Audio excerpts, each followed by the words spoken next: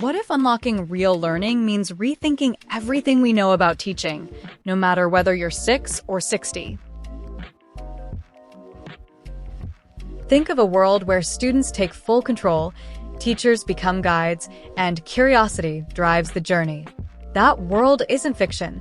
It's the evolving reality behind pedagogy, andragogy, and pedagogy.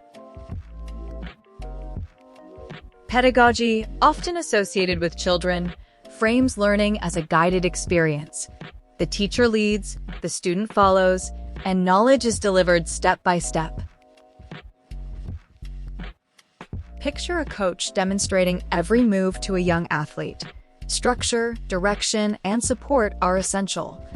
This traditional approach builds foundational skills and ensures no one gets left behind.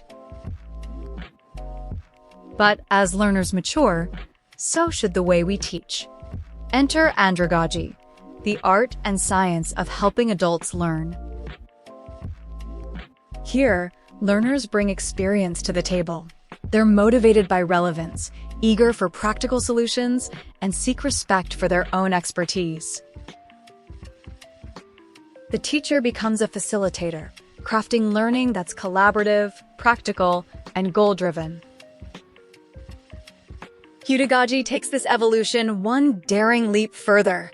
It invites self-determined learning, where the learner isn't just part of the process, they're in charge.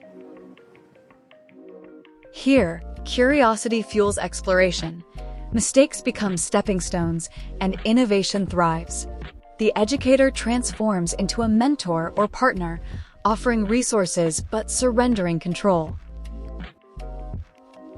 So why does it matter? Because today's world demands lifelong learners, those who adapt, question, and innovate.